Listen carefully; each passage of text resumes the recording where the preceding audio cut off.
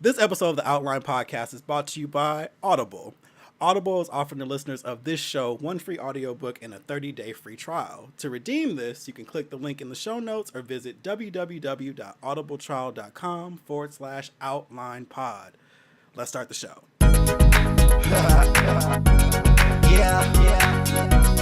The Outline with Kevin Dwayne.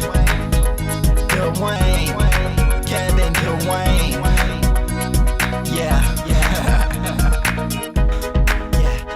The Outline. With Kevin Dwayne. The Outline. With Kevin Dwayne. This is the Outline with Kevin Dwayne. Kevin Dwayne. With Kevin Dwayne.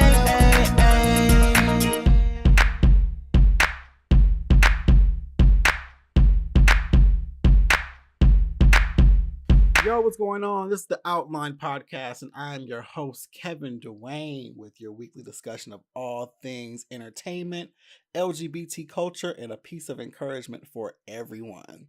Y'all, we really have to get out of thinking we know how age is supposed to look. Like, especially Black people, especially people of color in general.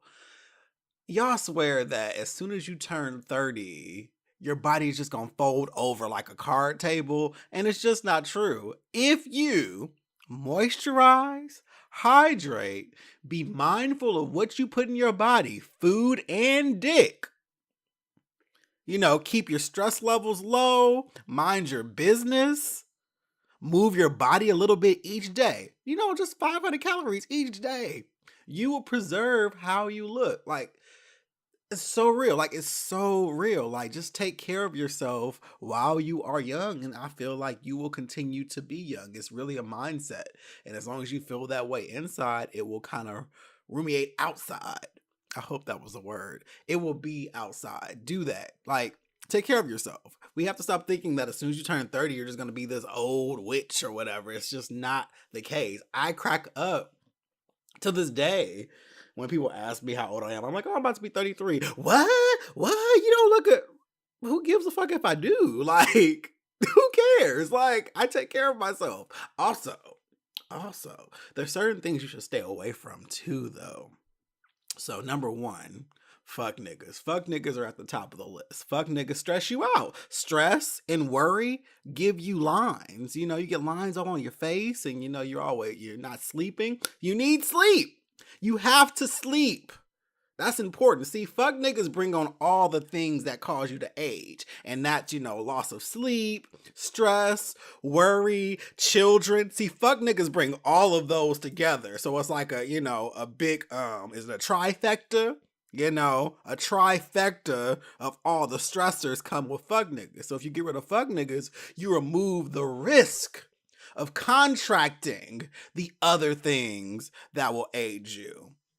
See? Get rid of fuck niggas. You'll be all right. You will be all right, and you won't age. Now, to those of you who just have children because, love and marriage and stuff and choices, you just gonna age anyway because you have kids. Kids stress you out. There's just no way around it. There's no kid that won't stress you out. Sorry. So, just continue doing the list I gave in the beginning, hydrate, moisturize, be mindful of what you consume, food and dick, and mind your business. But you have kids, so it's cool. You're gonna be a grandma anyway. You're gonna be a grandpa anyway. It's cool. It's fine. You'll be okay. It's okay. It's fine. You gotta look the part. But preserve what you have. Everyone, preserve what you have. Don't stress. I know it's easier said than done, but understand that in life, things will be what they're going to be. Control the things that you can control, and the things you can't control, say fuck it. Everybody needs a certain level of fuck it in their lives. That's why some people smoke weed, because it makes you say fuck it. Yeah, that's that. Keep your stress and worry low. Preserve what you have, and you will be youthful for a long ass time. I mean, look at Angela Bassett, man. Look at Pharrell.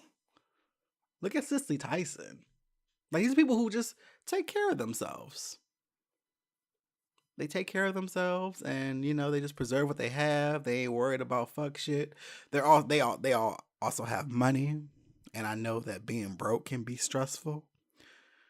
And the only solve for that is working a lot and finding means of income, and that's a lot easier said than done. Trust me, I know. And that's when the fuck it has to come in, because sometimes you're just not going to achieve the levels of income that you want. And you got to be like, fuck it. I'm still alive. I got this and that and that. But here, whatever. We're all trying to get to these levels of just looking good for a long ass time and understanding that it starts within, But anyway, hope you guys are having a great week. It's Black History Month. I'm enjoying seeing all the memes and all the Black History lessons that have been posted on Instagram and Facebook. I love my people so much. It's also Valentine's Day week.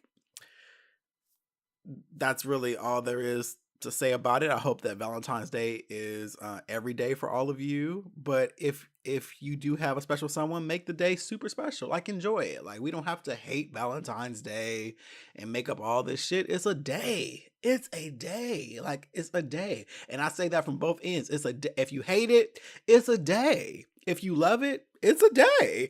And do what you're gonna do. Enjoy it. Whatever. But it's 24 hours. You will survive. You will be okay seeing your coworker get some flowers. You will be okay seeing all the candy. Eat some of the goddamn candy. It's good. And then what's even better, on the 15th, it's another special day because all the candy is 75% off at all stores, okay? So I'm going to go get me some truffles and some red and purple and pink M&Ms and Skittles and shit, and I'm going to store them for snacks later. It's beautiful. It's absolutely beautiful. So those of you who are celebrating, enjoy it. I'm sure that will be wonderful. But let me see if I can find this clip. This morning, as soon as I woke up, I'm recording this on Tuesday, by the way. As soon as I woke up, I saw this on somebody's page, and they pulled it from the Shade Room, and I was just like, I have to talk about this on the show. So at the top of it, it's a voicemail, and you may have seen it. At the top of it, it says, "Met this guy at my job. I honestly don't know why I gave him my number, but he left me this today." And they have the voicemail, which I am going to play because this shit is hilarious. Hold on. Hey, this is Melvin. I texted you last night. You never responded back. If you didn't want me to have your number, then why did you give it to me? That was kind of like dumb as hell. You seem like you one of these little young, dumb-minded broads. You got your little rinky-dink minimum wage job at Marshall's, and you think you the bomb and ain't even a firecracker wearing wigs like you some 90-year-old lady with no hair. I mean, I thought you had a nice face and body, but beyond that, there's so many chicks in San Diego with that, and I got plenty of them, so I'm not about to be chasing you around. I mean, unless you're mentally retarded or something. Normally when somebody calls or texts you that you gave your number, you respond back. So I guess you're too retarded to realize that. So I'm going to just go ahead and delete your number. Trash! Absolute trash! What? Okay. There's so many things I could say, but I'm going to read the caption that the young lady put under it because I feel like it kind of sums it all up. I'm looking for... No, there's more. Sorry. This would be funny if it wasn't so many women's experience. When I was living in NYC and dating, in the course of months, I had 3 to 4 men calling me stupid, calling me out of my name, demanding I call them back, belittling me, and these are men who I never even physically went on a date with. I even had one man stalk me through several email accounts after I blocked him. I'm looking forward to a safer place for women. I'm looking forward to more men who aren't raised with this how many girlfriends you got mentality, because it's not cute at the end of the day. Men with egos men whose egos are so fragile that at the slightest hint of rejection, they feel entitled to disrespect and belittle a woman. PSA to men, you don't respect women if you only respect the women you care about. PSA to women, there is nothing cute about this behavior. It's abusive and toxic, and you deserve better. PSA to Melvin, get you some therapy, boo. Sending love for all my ladies dating right now, because woo child. I think that sums up. Like, that's some trash ass behavior. And it's just, men have to do better.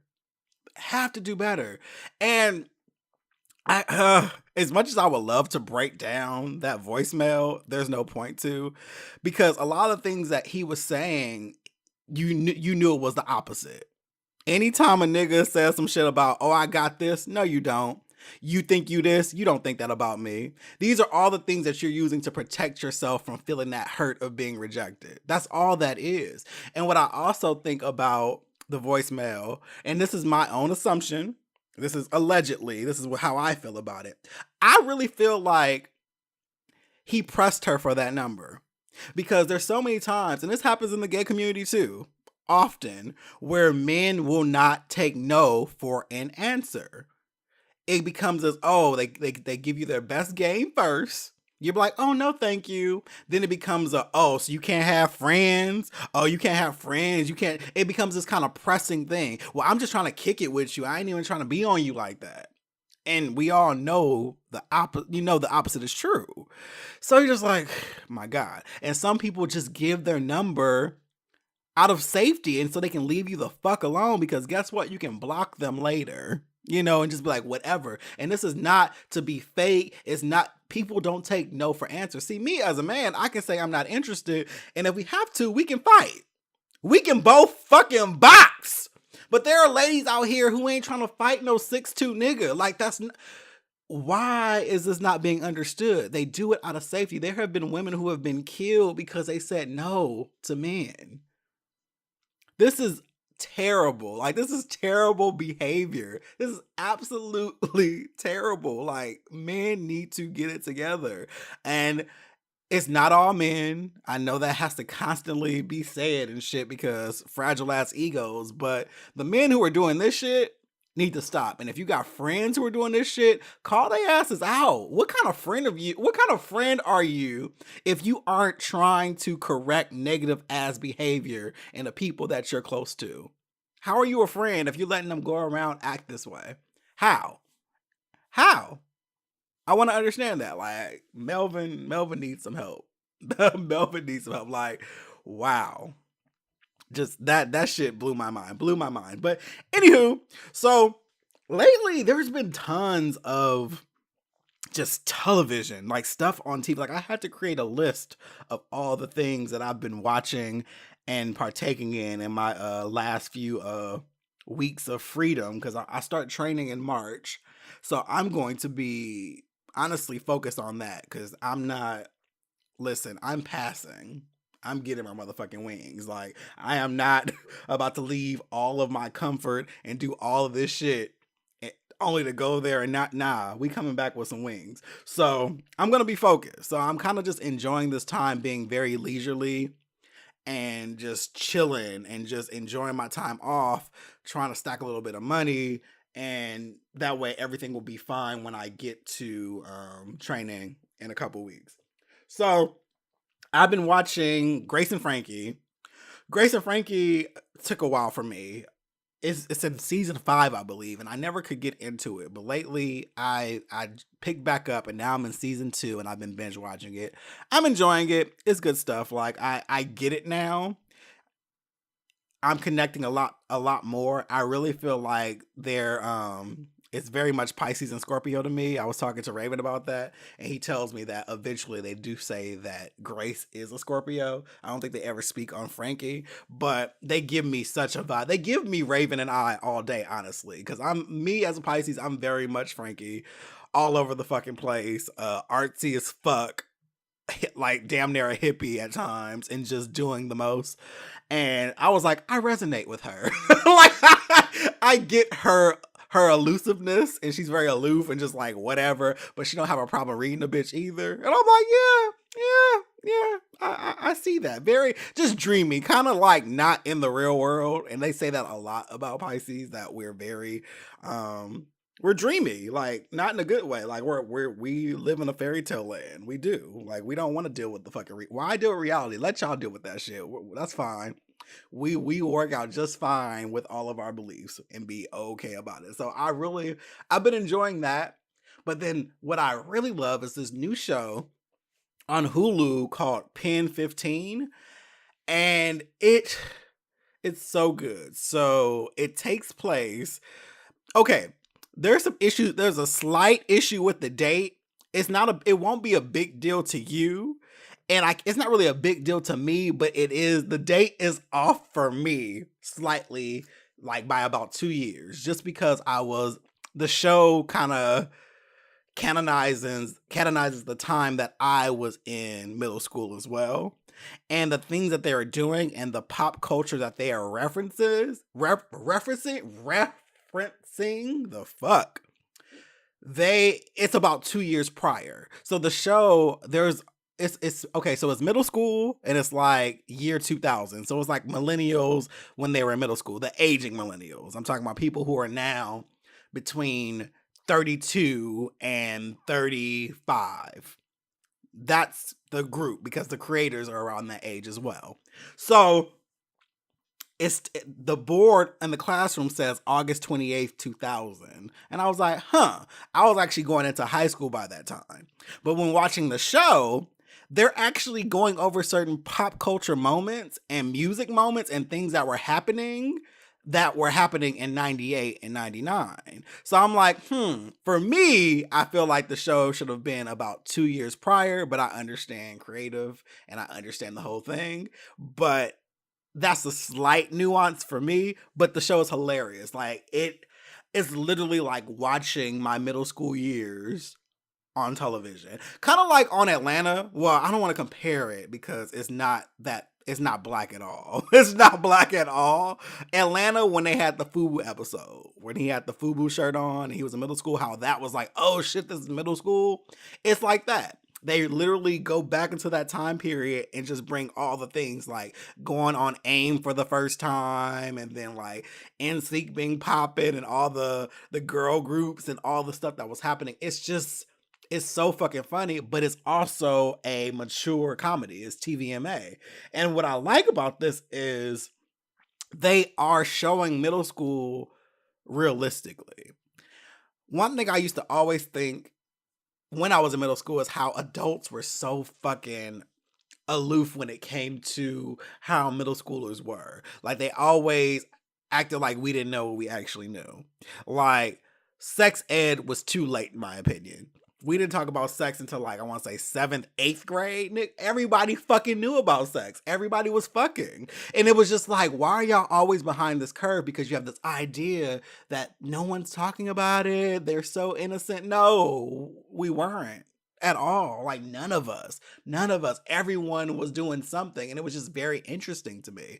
And I like that this show actually shows that, like, there's a self-discovery that happens. You start kind of learning your body, and like they don't hold any punches on this. Like they actually go for it. And I appreciate that, because that is really how it is. That is literally how it is, and it's showing it in a very real way, and it's a hilarious show. I think it's hilarious. Like, I cracked up, and I just loved all of the nuance. Like, all the nuance is what made me laugh, because I'm like, wow. Like, I remember all of these little awkward moments. I remember feeling this way about this. I remember viewing this, and then they have like this AOL scene. This is not really a spoiler, but they have an AOL where they're talking about AOL, and just hearing those sounds again and going through all of the things. It's really good, but it's 10 episodes. It's on Hulu now. Watch it. Let me know what you think. I thought it was a funny ass show. I posted a couple clips on my Instagram story. I really enjoyed it. I really, really enjoyed it. So check it out. Let me know what you think. I also caught the Sam Cooke documentary, The Two Killings of Sam Cooke. Phenomenal. That's on Netflix. Really, really good expose on the legacy of Sam Smith. It really pieces things together. I didn't know much about Sam Smith. I knew about a couple of his songs, like Having a Party and Change is Gonna Come, like from just playing them on, Apple Music and stuff like that in the past. But I didn't really know much about his history. And seeing the documentary really it was chilling because it was like, oh wow, this man had such an impact. Like he had such a large impact, and it was legit erased. Like it was legit erased and removed, and the way he died was so eerie and cold, and it's a really good documentary. Check it out. That's on Netflix right now. I also hear that Russian Doll is really, really good, so I would say go and check that out. I'm going to check it out later. Something else I watched over the weekend was the Grammys. There's not much I can say about the Grammys that I haven't said in previous years. I tend to not be too invested in what they do. I realized a while ago, and I don't want the tone of this to be, oh, I'm fine, you're not. You know what I mean? I don't want that to be the tone at all. I'm not saying that. I know that some people take it as that way, but the Grammys ain't been shit ever. Like the Grammys have always gotten it wrong, in my opinion. Like always, because it's like the multicultural day at your school. You're not really going to get all the authenticity of your culture in the segments that they give you, but you get like a buffet of everybody's culture in about 10 minutes each, That's kind of how the Grammys work. It's not the NAACP Awards. It's not BET. It's not Soul Train. And I really want us as people of color to stop expecting that from the Grammys. It's not going to happen. And when it does happen, they're just pandering. That's it. It's never going to be what you think it is. Like, I always crack up that people want these old 90s Soul Train Award, Patti LaBelle, Luther Vandross, Dionne Warwick tributes. That's not going to happen on the Grammys. It's just not. Especially not this day and age. And I know there were some issues with the Motown tribute, but there's a few things that we need to note here. That was only a sampler of it was only put in the show as a advertisement for the bigger show that's coming on, I believe, this week. There's a bigger show with more artists. They always do that. Anytime there's a special coming out, they just do a performance.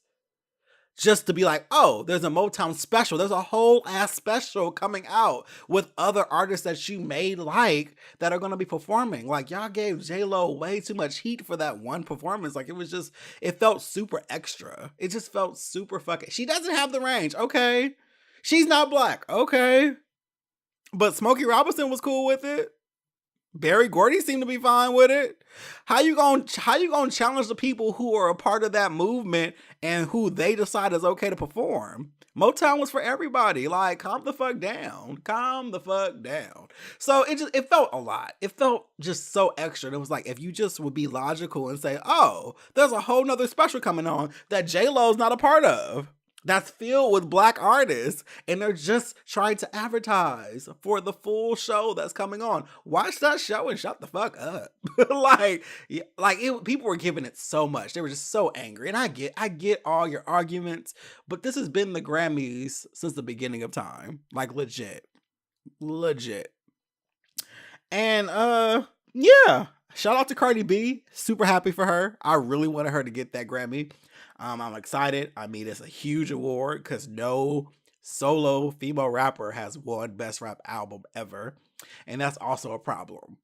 And that's more or less a problem to how much of a boys club it's been and how ignored women have been for since the beginning of time. That's what it's a testament to that. It has nothing to do with Cardi B not being worthy or whatever. I think, listen, Invasion of Privacy is a phenomenal album. So I don't even get the arguments that people even have that it's not. That album literally is an album full of singles and pop thing. Like, it was one of the biggest selling albums of the year, and every song could be a single. So the album is fucking phenomenal. It is one of the best rap albums. And in that category, the only other album that I was like, that could have gotten it, in my opinion, was Travis Scott. Nipsey Hussle had an amazing album, but he's not popular enough to be on the Grammys radar, if that makes sense. Not the Grammys radar, but the Grammy committees are a bunch of white people. Literally. It's a bunch of white people. And we know this. You can tell by what they do. And it is a popularity contest. It's like, you got to be good, but they also have to know you by name. And I don't feel like Nipsey is there in that kind of way. That album was phenomenal, but Travis Scott and Cardi B have literally been everywhere. So it was going to be between one of those two. And that's just kind of how the cookie crumbles. And it was going to be Cardi. Like, it was just going to be. Cardi is a media darling right now. Like, she is the it girl right now. There was no way she wasn't getting it. So I was actually very happy for her, because I think she deserves it. The girl works hard. I don't give a fuck about all your arguments. Like, the delusion of like, well, there's been countless other women rappers who should have gotten it. Yeah, you're right. I agree. I agree with you. So what we gonna do? Cardi, you can't have this award. We're gonna go ahead and give this to Little Kim and Foxy. We're gonna give it to them. That's not how life works. Yes, countless women were ignored for this award. And now women aren't being ignored for it anymore. History has been made, and the narrative is changing slowly. It's called progress. But that doesn't mean Cardi doesn't deserve it. She does deserve it, because she is working her ass off right now, and she put out a great album. No matter who or what wrote, produced, doesn't matter. She put out a great album. She's an artist, and she did it. And that's that. The rest of the show was like per normal. Excited about her. I love that Her's getting her just due. I love that LMA won. I love that PJ Morton. I love PJ Morton. I know this was a huge moment for him. An absolutely huge moment for him. And I'm just very, very happy that he finally won a Grammy. And yeah, that's it. That's what I look forward to the Grammys every year. I look for the few performances that they have, and I want to see the awards that matter to me, and I move the hell on. I never look to that show to be like this super urban, well done show ever. Like, I enjoy the BET Awards. I enjoy the Soul Train Awards. Like, I enjoy the shows that are catered to the Black community. But that's a whole other discussion of why we get so upset about the Grammys. It's because you want things to be validated by whiteness, and that's the real shit. That's the real shit. That's why y'all get so upset about these Grammys, because you want the white people to validate your talent, and it's not going to happen. So, yeah, that's it for TV, I think. Anywho, so crazy thing happened. So I did my ancestry DNA in, I want to say early December. It came back, I want to say 3 weeks ago. Yeah, it came back the same day I got the position. And it's funny because I posted some of my results on my page. And of course, you get pushback from people who are like, oh, that shit's not real. The government's tracking your DNA. And I'm like, listen, I'm so sick of conspiracies. I don't care. Y'all really think that if the government wanted to find me, they couldn't? You really think that just now, when I gave my DNA to somebody, that now my privacy has been compromised? Now. I've been literally here for 33 years, online, fingerprints everywhere, trash everywhere, living my entire life. You think now when I did my DNA test is when, oh my God, they gonna come get you. Shut the fuck up. That makes no sense whatsoever, like at all. But anywho, so I posted them, and even some of my family was like, oh, I don't know about them DNA tests. They not real. That's not really your heritage. And I'm just like, it's so funny that we would rather believe hearsay. We would rather believe the things that we were only told over actual science. And that's just not my ministry. Like, I actually think the DNA was accurate. And let me tell you why I think the DNA was accurate. Okay. Sorry, I just got a text message that kind of surprised me. On Sunday, I was taking a nap. And then I woke up and started checking my email. I had an email from a woman who was like, oh, according to Ancestry and DNA, you and I are either first or second cousins. And I was just like, okay.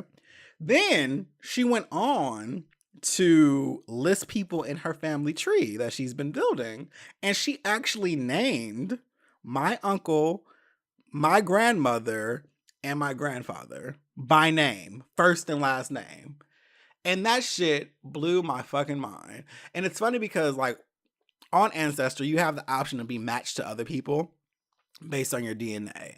And so I saw the list, but I wasn't invested enough to start going through it. I didn't care that much. I was like, oh, okay, cool, whatever. You know, we all family.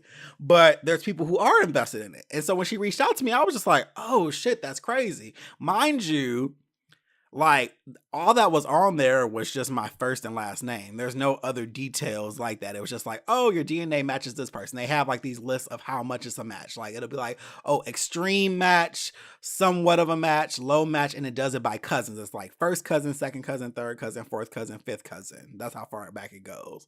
And so she and I were in the first, second cousin section. And I saw her, but I just didn't think to, reach out because that wasn't why I was there. But anyway, we started talking, and come to find out, she is legit my first cousin. But that's some tea. There was some tea there that I am not going to air out. But man, that had me, at that point, I was like, okay, now I want to build my own tree. So I was like, cool, let me do this little free trial on Ancestry and start building my tree. So I started building the tree, and I was finding out so much stuff. Like, and it was kind of like, I talk about this all the time. All I'm gonna say is we romanticize a lot of our ancestors doing, but if you really just did some digging, like minor digging, I didn't have to look far. Like, I just had to look at birth records and marriage certificates and certain dates, and that gave me all I needed to know. And I didn't have to search for it. Basically, how Ancestry works now is you put your name and birthday and shit like that. All it does is finds a medical record. And then if you put like your mother and father, you do all this stuff, and it just finds medical records. Like, oh, is this a match? You match it, it adds it to your family tree. And all it does is just compile information from just public systems. That's all it's doing. Public systems. And then you kind of piece together the story, and it starts summarizing things for you. It's like, oh, they married this person in this. It's summarized in a really cute way. But then you read and you be like, wait a minute, that ain't right. And then you look at the certificates and you be like, oh shit. So my reason for saying this is, number one, DNA tests are legit. I'm giving you my experience. I believe it's real, because how would I even match with another cousin? How? Like, how would that even happen if DNA wasn't real? 2, do it. 3, there is a lot of information that people lie to us about because we were kids. And I think we often romanticize things because of our ignorance of what was happening. We saw these relationships last a long time, and oh, they were together 40 years, and I want that kind of love, but you don't know the hell that they were putting each other through. Like, I saw some shit that I was disgusted by. I was like, why would they stay together? Why? What? Oh my God. Like, it was just crazy. But, it was before me. It was before I got here. And hell, some of it is the reason I am here. And so I can't, knock it. And most of these people are gone anyway. So it isn't, it's not like shame. But we have to stop romanticizing our ancestors because it wasn't what we thought it was. It's just that by the time we were born, they had gotten it together and they seemed like these sweet people who were just so caring, but they had some shit going on. That's all I'm gonna say. And then I have one more thought before I get out of here. That I've been thinking about, and I was talking to a couple friends about it, and it came up because of oddly enough, Cardi B and Offset. There's people who are just upset. They're upset with Cardi B for, I guess, taking him back, and they're also upset with him for allegedly centering himself in her success and being there and all of that stuff. I don't have any opinion about what they do because they're grown. Like, they're grown and they've made their decisions of what they want to do with each other. But I do have an observation, and I wonder if it is a millennial thing. Because that's the generation I'm in. And those of you who are confused, people are so confused. Like, millennial is anyone born from, I believe, 1980 to 1995. So that should clear that up for you. I know that that's been hard for people to understand. Those who are 1980 to about 1988, we are known as the aging millennials, but we are indeed millennials, okay? So anyway, I wonder if because of our generation, because we witnessed so many problematic relationships and we have trauma from witnessing certain things our parents did, and we see so many things around us, if we've kind of been traumatized by it. And I think a lot of us have this huge fear of being foolish. We never want to be played a fool. We don't ever want to look quote unquote stupid. We don't want to be hurt, and we try to avoid it at all costs. But because we're trying to avoid it at all costs, it causes us to project that onto other couples. I feel like we as people, I'm not even millennials, people in general, we're way too invested in what other couples are doing with their lives. We care too much about such and such's open relationship. We care too much about who's cheating on who. We care too much. That's their relationship. And I always find it so weird. So when I see people talking about what other people are doing, I'm like, but what does that have to do with you? Why do you care that they have an arrangement? Why do you care that she takes him back after he cheats so much? Like, what is it to you? That's their decision. And I think what it is I think that in a weird way, our minds, and I'm no doctor. I'm no doctor. This is just how I kind of look at it. I think that in our minds, if I see somebody doing some shit that I wouldn't take, in a weird way, by her taking this man back that cheats, that's going to send a message to other men that it's okay to do it, and they're going to keep doing it. And then I'm going to somehow get one of these other men, and I don't want that. So you need to nip that shit in the bud. Nip that shit in the bud, so it don't happen to me. Does that make sense? That's kind of how I feel like it's happening, because otherwise I don't get like why we care so much about what other people are doing. Like, oh, wow, why would you have an open relationship? That's stupid. Just be single. Well, maybe they have a really good time together. Maybe they have money. Maybe they build together. Maybe they have kids together. Maybe they have a whole other life together, and sex is just not a big deal to them. Sex doesn't make or break a relationship, really. I mean, a lot of times we say it do because we give it a lot of power. But if 10 minutes with somebody else isn't a big deal, and you have all those other things going for you, let them do that. Like, I feel like we're too invested in other people's affairs, and we need to mind our business and understand that when it's your turn to be in a relationship and it's your turn to be in something, you get to build that for yourself and build that with that other person, and you decide what's right for you and what's right for you. You commenting on other people's setups and lives and giving your opinion on it doesn't really matter. And we all do it. I do it all the time. I talk about people's relationships all the time. But I also know it's not my business. And I also know I can't make or break it. I'm not going to say, oh, leave him or do that. No, you're going to do what you're going to do at the end of the day. But if I was in, it's like one of those things like, take care of home. Worry about yourself. Worry about yourself. That's a video with this little girl that's hilarious. Yeah. I just think that we're way too invested in what other people are doing, and we need not be.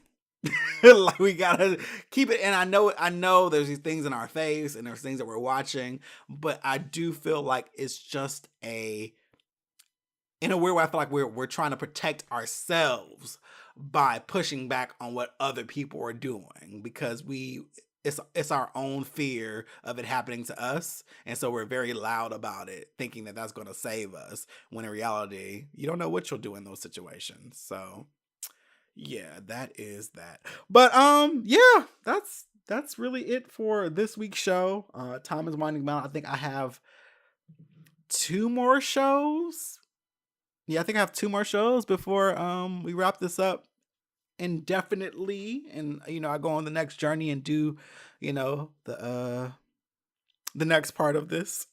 But yeah, I hope you guys are having a great week. Have a great Valentine's Day week, and enjoy it. Take yourself out, take somebody else out, take a friend out. Just enjoy it. Don't hate it, enjoy it. Just enjoy the day. It's cool. Like, it's okay to just make it a fun day. And yeah, that is that. Please make sure you subscribe, share with friends, like it, leave your comments, tag me when you share it. I appreciate that. And I will talk to you all next week. Peace out.